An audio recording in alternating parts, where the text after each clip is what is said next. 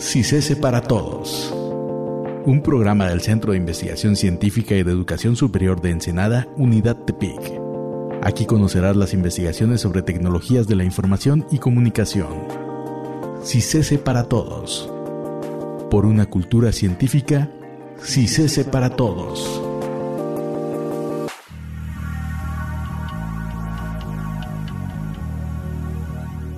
Bienvenidas y bienvenidos a CICESE para Todos, un programa del CICESE UT3 que busca acercarlos a la ciencia y tecnología que se genera en Nayarit. Nos escuchamos a través de Radio One 101.1 FM. Mi nombre es Marileide Arbizu y el tema de hoy es nuevos paradigmas de aprendizaje profundo basados en programación genética, para lo cual tenemos de invitado al Dr. Lino Rodríguez, quien recientemente se integró a la unidad TEPIC del CICESE como postdoctorante. Bienvenido a CICESE, doctor, y gracias por acompañarnos. No, gracias a ti por la invitación. Nos gustaría que esta fuera una charla sobre usted, para conocerlo un poquito más y que en los futuros episodios pues ya nos hable un poquito más de su trabajo. Por lo que me gustaría comenzar con la entrevista, que usted nos hablara de su formación académica. Bueno, yo desde que era muy pequeño aprendí a programar las computadoras. ¿A qué edad? Como 9, 8 años. Wow, sí era muy pequeño. Sí, en la casa pues tienen una computadora que en aquella época era algo muy exótico, muy llamativo. Y mi mamá me empezó a programar. Y yo quedé fascinado, o sea, me llamó mucho la atención cómo yo podía escribir código y la máquina hacía exactamente lo que yo le pedía. Entonces, y además yo escribía un código que hacía que la computadora interactuaba conmigo. O sea, yo le pedía que me preguntara mi nombre, que me preguntara mi edad. Después esos datos ella los guardaba y entonces ya tenía información sobre mí. ¿En qué lenguaje de programación se hacía este código? Yo empecé aprendiendo a programar en Pascal. Okay, ya. Sí, entonces es un lenguaje que de hecho ya no se utiliza mucho. Poco. Cuando di clases en la universidad, tuve la malicia de decirle a mis alumnos en alguna materia que tenían que hacer algunos programas. Me dijeron, profe, ayúdenos, háganos los programas. Le dije, sí, yo se los voy a hacer en Pascal y ustedes los pasan a Java o a C, que es el lenguaje actual, ¿no? Sí, claro. Y pobres sufrían porque Pascal pues es un lenguaje ya en desuso, digamos. No en desuso, pero poco conocido, es oscuro, o sea, no encuentras fácil respuestas en internet sobre Pascal, ¿no? Entonces yo empecé a programar eso y ya después tomé muchos años cursos de programación por mi cuenta y cuando llegó el momento de estudiar la carrera elegí ingeniería electrónica porque quería conocer como el funcionamiento interno de la computadora. Ya conocía para ese entonces un poco de programación y entonces en ese momento me preocupó más saber cómo estaba hecha la máquina. Orientarse al hardware. Exactamente, hacia los circuitos, ¿no? A los fierros. Y fue lo que estudié. Mi ingeniería fue en electrónica. ¿En dónde estudió electrónica? Yo soy de Puebla y allá estudié en la Universidad Autónoma de Puebla, en la Benemérita Universidad Autónoma de Puebla. Yo allá estudié en la UAP. En la UAP, la licenciatura en electrónica. Y ya después de eso hice la maestría. La maestría ya fue en ciencias de la computación. La maestría yo la hice en Ensenada, en el CICESE, justamente. Ya era parte de la comunidad. Ya era parte allá en la sede de CICESE, allá en Ensenada. Llegó el momento de estudiar, cuando cambié ya no hice la maestría en electrónica, ya fue en computación, porque ya, o sea, regresé a lo que realmente me interesaba, ¿no? Que era el software, el código, ¿no? No tanto ya los fierros y la electrónica, sino más lo intangible, ¿no? ¿Y fue un reto para usted cambiar de electrónica a computación? No, nada. No, realmente la carrera de electrónica fue mucho más difícil. No, en la carrera de electrónica sí te puedo decir que sufrí bastante. Se llevan muchas materias de física, muchas materias de electrónica que es de otras áreas, electrónica, por ejemplo, de comunicaciones o electrónica de control, de robótica, que no tiene que ver con electrónica digital, que es la de las computadoras. Entonces me costó trabajo. La carrera de electrónica, si eran muchas desveladas, eran muchos trabajo, y en cambio en la maestría ya estaba otra vez más en mi ambiente, que era el código, el análisis de los algoritmos a nivel matemático, y no fue fácil ese salto. Y bueno, y ya después regresé a Puebla a hacer el doctorado. Antes me gustaría que nos platicara cuál fue su proyecto de tesis dentro de la maestría. En la maestría yo me especialicé en un área que se llama teoría de juegos algorítmica, que consiste, la teoría de juegos en matemáticas estudia situaciones de conflicto. Entonces, Por ejemplo, una situación de conflicto clásica, el ejemplo clásico es cuando se atrapan a dos personas en un crimen, entonces les ofrecen a uno de los dos confesar, y entonces matemáticamente se puede analizar qué les conviene, si confiesan y entregan a su compañero y de paso se delatan a ellos, o si guardan silencio. Y bueno, se puede hacer todo un análisis matemático de esas situaciones de conflicto, y ese tipo de análisis, ese tipo de razonamientos luego se puede emplear para resolver algunos problemas computacionales, problemas de trazado de rutas, problemas de optimización de recursos, y entonces esa fue el área en la que yo estudié, fue el área de mi tesis. ¿Y qué le pareció estudiar allá en Ensenada, en CICESE Ensenada? Bueno, Ensenada es una ciudad que te enamora, o sea, es una ciudad con playa, con vino, es una ciudad muy segura, muy tranquila. Y además CICESE tiene algo que, eso ya se lo he escuchado decir a varias personas que han estado en CICESE y en otras partes, hay mucha cercanía, mucha hermandad entre las personas que estamos en CICESE. Sí, tuvimos al doctor Víctor Coelho de invitado. Él es el coordinador de la maestría en Ciencias en Tecnologías Avanzadas e Integradas que se ofrece en la Unidad Tepic y la Unidad Monterrey, y nos comentaba que él estudió en CICESE también, pero en el área de óptica, y nos decía que lo que más le gustaba de haber estudiado ahí, porque hizo igual su maestría ahí y su doctorado en el extranjero, que precisamente era la camaradería que había entre todos, increíble. Entre profesores y estudiantes. Sí, totalmente, o sea, los estudiantes hacemos fiestas y los profesores llegan a las fiestas, entonces, y las fiestas no son una vez al mes, las fiestas, no sé si debería decir esto, pero hay muchas fiestas y hay mucha intimidad, es muy bonito. Y, por ejemplo, yo después, bueno, ya antes había estado en la universidad, en la Autónoma de Puebla, y después hice mi doctorado en Puebla. No encontré un ambiente así. Entonces, sí es algo que tiene CICESE y Ensenada, algo muy interesante. ¿Y en qué realizó su doctorado? Bueno, yo regresé a Puebla y el doctorado lo hice en el Instituto Nacional de Astrofísica, Óptica y Electrónica. ¿El INAOE? El INAOE, que es otro centro CONACYT, como CICESE. Yo también, el doctorado también fue en ciencias computacionales y ahí me especialicé en algoritmos evolutivos y aprendizaje profundo. Esas fueron mis áreas de investigación del doctorado. ¿Ahí realizó en esas áreas su trabajo de tesis? Sí, efectivamente. Yo me fui a CICESE porque conocí que allá había un investigador que hacía este trabajo de algoritmos bioinspirados, de algoritmos evolutivos también, como se les conoce, y allá los conocí, aunque al final mi tesis fue en otra cosa. Y ya cuando quise hacer mi doctorado en INAOE también trabajaba en esos algoritmos y por eso regresé a Puebla para continuar trabajando en esa área. ¿Y al terminar su formación académica se dedicó a la industria o continuó en la academia? Cuando terminé, seguí en la academia. Yo trabajé en un proyecto de minería de datos de Twitter. Trabajé pocos meses en eso, y ya después entré como profesor en la UAP, no en la carrera de electrónica, de donde yo egresé, sino en la carrera de computación. Ahí estuve dando clases. Y ya después de eso llegué aquí, a la unidad de Tepic de CICESE. ¿Son los proyectos en los que ha estado antes de llegar aquí como postdoctorante? Así es. Bueno, cuando estudiaba también trabajé. Tuve, por ejemplo, ahorita seguramente si nos están escuchando estudiantes de ingeniería electrónica, a lo mejor han trabajado con las tarjetas Arduino. Okay, yo fui de los primeros, creo que el segundo importador de tarjetas Arduino en México. ¿Usted era el distribuidor? Sí, yo era el distribuidor. Wow, solamente había dos, y de hecho éramos los dos de Puebla. Había alguien allá de la Universidad de las Américas y yo. Y si tú buscabas en la página de Arduino, los distribuidores en México nada más éramos él y yo.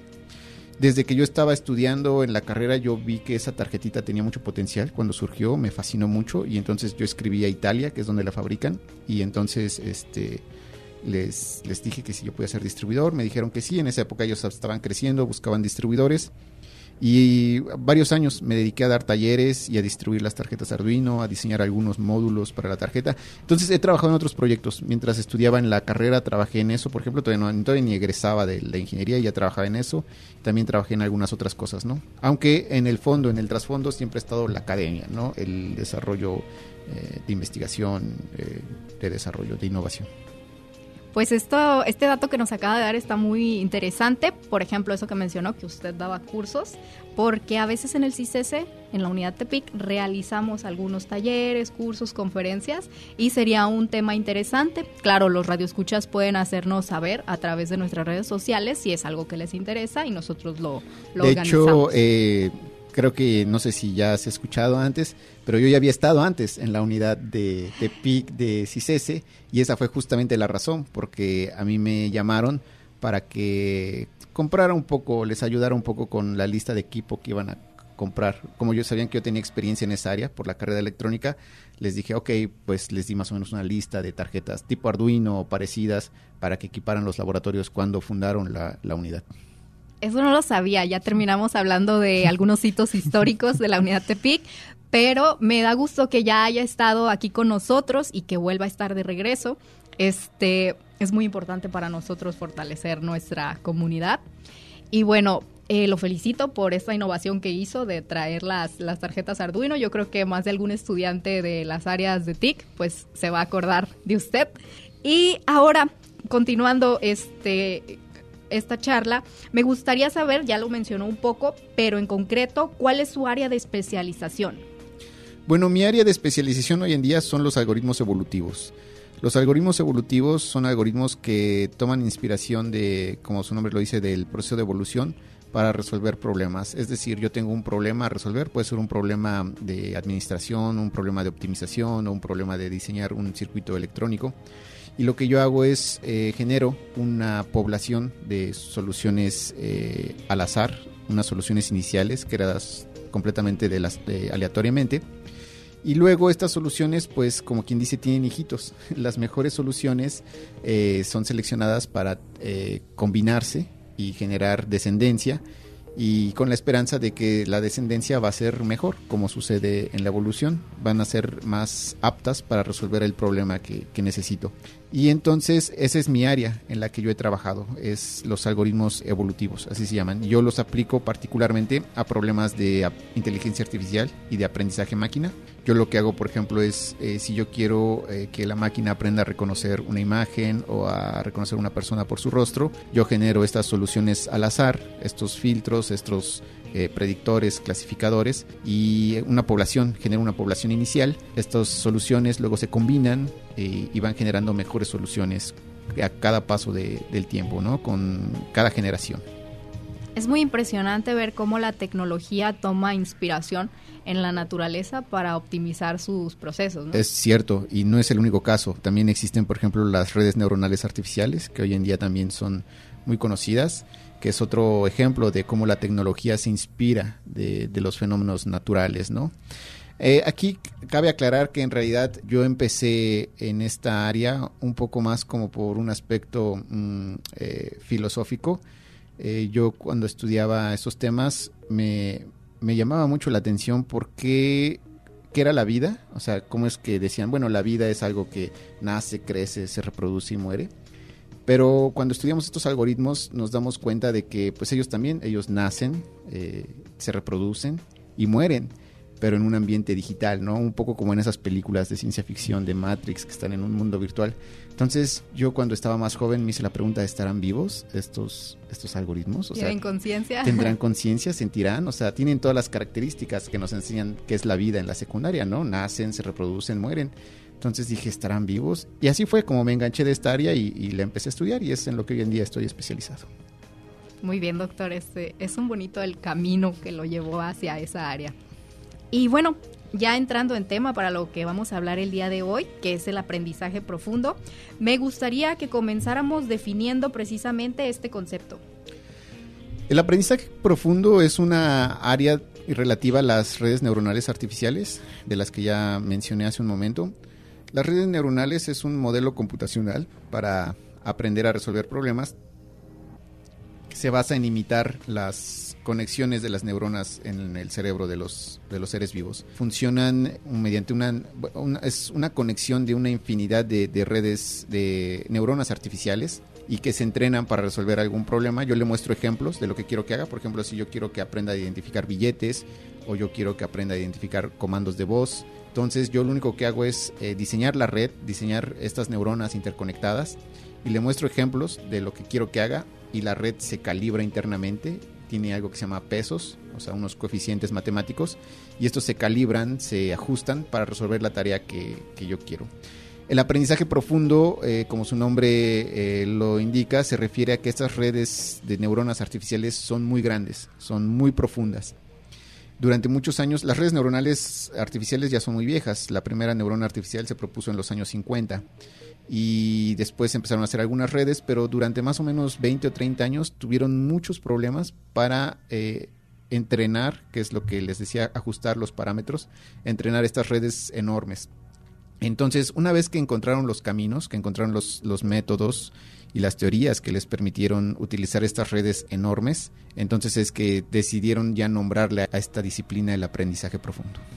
Ok, y bueno, otro tema que vamos a abordar es la programación genética. Entonces me gustaría que también se defina este concepto para que los radioescuchas vayan entendiendo mejor qué es este tema. Algo interesante de esta área de la inteligencia artificial y el aprendizaje máquina es que en realidad lo que buscamos siempre es una función matemática que resuelva el problema que queremos atacar. Como mencionaba, si queremos a lo mejor reconocer una huella digital o reconocer un rostro, en realidad lo único que tenemos es una función matemática a la que le entra la imagen o le entra una señal de audio y nos dice la respuesta es o no es, o es esto o es lo otro. La manera como representamos esta función matemática puede ser de muchas formas. Una manera es las redes neuronales, de las que acabo de hablar. Pero otra manera de representarlas es mediante unos árboles, unas estructuras computacionales que tienen una forma de árbol, que se llaman árboles sintácticos, y estos árboles representan una ecuación matemática o representan una función matemática. La programación genética consiste en crecer, en hacer que estos árboles se generen de manera, primero de manera aleatoria, y ya después con la técnica que mencioné de cómputo evolutivo, irse mejorando poco a poco para resolver el problema que queremos. Entonces digamos que es otra manera de representar las soluciones para los problemas de inteligencia artificial. O sea, a veces se representan como neuronas o a veces representan como estos árboles sintácticos. Y la programación genética es eso, crecer estos árboles que representan funciones matemáticas. ¿Y cómo se relacionan estos dos campos? Como mencionaba, las redes neuronales pasaron de un punto en el que solo podían hacer redes pequeñas a hacer unas redes gigantescas. Hoy en día, por ejemplo, estos temas que hoy están de moda de ChatGPT o los programas de DALL-E que pintan automáticamente, todos esos programas, esos softwares funcionan con estas redes neuronales gigantes y fue un hito para ellos poder entrenar estas redes enormes. De la misma manera, en programación genética, muchos años solamente se han podido generar árboles pequeños. Entonces la analogía es que ahora queremos entrenar árboles enormes también para resolver tareas de la misma envergadura, tareas de la misma complejidad, ¿no? Para eso se necesitan poder generar árboles gigantes que representen funciones matemáticas súper complejas, y esa es mi área de investigación. ¿Cómo podemos diseñar métodos o teorías que nos permitan entrenar estos árboles gigantes? Por eso podríamos hablar de algo como programación genética profunda. De ahí es la analogía. Y ya lo mencionaba usted, doctor, algunas de las aplicaciones son las IAs, pero ¿qué otro tipo de problemas o aplicaciones específicas se benefician de esta combinación de técnicas? Bueno, el cómputo evolutivo en general es un área más experimental, es un área que sí se llega a ocupar en la industria o en la vida cotidiana, pero generalmente tiene una connotación de que se utiliza para casos de emergencia. Se utiliza cuando un problema es muy difícil de resolver, cuando un problema no se entiende, entonces es cuando se utilizan estas herramientas de cómputo evolutivo. Por poner un ejemplo, estas redes neuronales de las que hablaba, que hasta apenas se pueden generar o se pueden entrenar cuando son demasiado grandes. Antes, cuando no se tenían esas técnicas de aprendizaje profundo, las entrenaban con técnicas de cómputo evolutivo. Entonces el cómputo evolutivo es como una herramienta de emergencia, es como cuando hay un problema muy difícil, entonces se utiliza el cómputo evolutivo. Las redes neuronales, por otro lado, incluido el aprendizaje profundo, ya se ocupan en la vida cotidiana. Por ejemplo, ahora los cajeros que detectan billetes utilizan una red neuronal profunda en su interior para reconocer billetes, o los celulares que se desbloquean con el rostro o con la huella, utilizan redes neuronales, o por ejemplo los programas que mencionaba, ¿no? De ChatGPT, que es un agente conversacional, o los programas que pintan, que hacen diseño de manera automática, como DALL-E, o se me olvidó el nombre del otro programa que ahorita también está muy de moda. Estos son ejemplos de aprendizaje profundo. Los filtros que nos ponen en las aplicaciones de Snapchat, de TikTok, también funcionan con algoritmos de aprendizaje profundo. Entonces es algo que nos está empezando a rodear y a veces ni siquiera lo sabemos. No estamos conscientes de que estas tecnologías tan sofisticadas ya están en todas partes y están moldeando nuestra forma de vivir. Encuentro que muchas de estas aplicaciones son para identificar, por ejemplo, la huella, el rostro, billetes. También, por ejemplo, en los supermercados, que ya hay cajas automatizadas de autocobro, ¿se utiliza algo de este tipo de tecnología?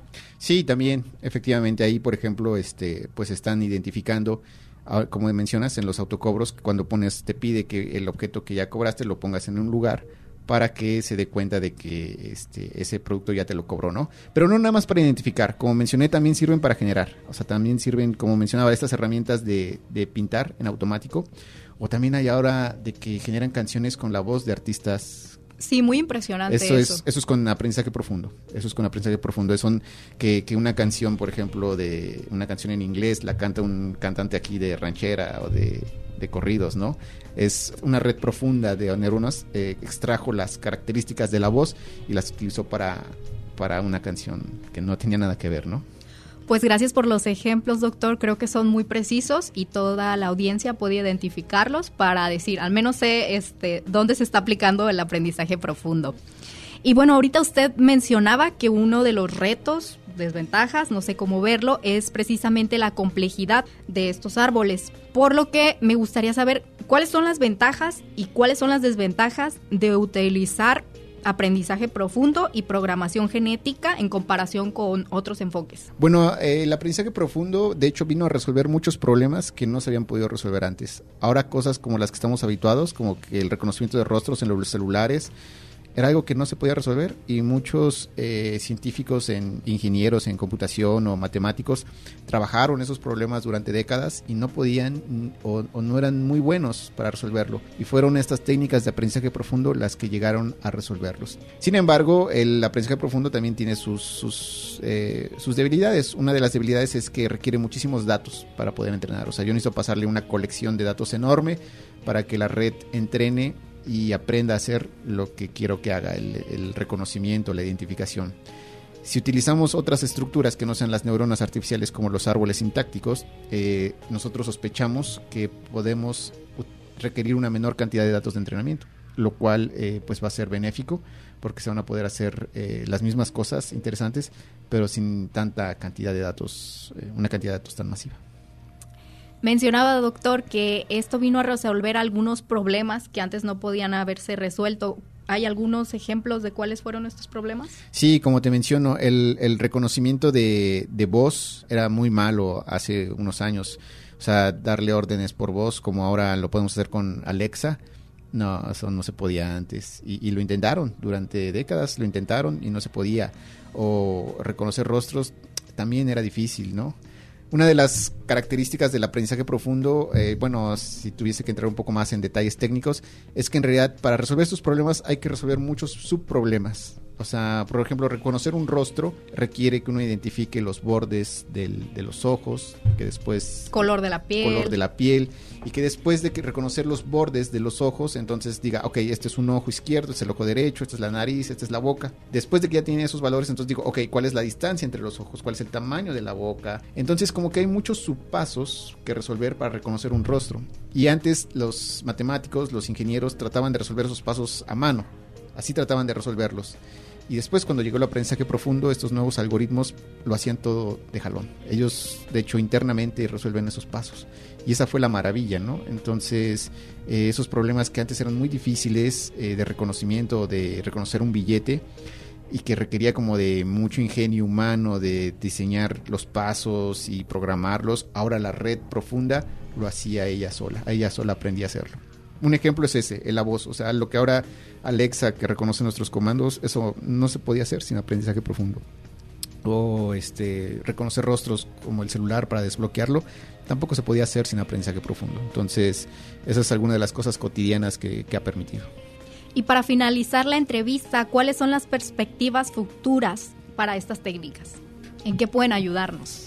Bueno, si yo tuviera que hablar como en el estado del arte, en lo que hacen en centros de investigación a lo mejor de punta, del más alto nivel. Incluso se están intentando diseñar nuevos medicamentos con aprendizaje profundo. O sea, le han pasado colecciones de moléculas y las enfermedades que resuelven las moléculas, como para que estas redes aprendan a generar, así como aprenden a generar una pintura o aprenden a cambiarle la voz, generar la voz, ver si pueden generar medicamentos que antes no se podían generar. Entonces, esa es una de las áreas que ahorita están investigando, ¿no? Otra área es, por ejemplo, la digitalización de una figura humana. Apenas hubo una revuelta en Estados Unidos, a lo mejor algunos de las personas que nos escuchan, los actores, porque existía la iniciativa de escanearlos, de escanear sus cuerpos para generar una versión digital de ellos y que no tuvieran que estar actuando las escenas, ¿no? Que pudieran hacerlo con una animación hiper sofisticada por computadora, ¿no? Y eso se hace también con aprendizaje profundo, ¿no? Entonces, yo, por ejemplo, que trabajo con imágenes y que es mi área de enfoque,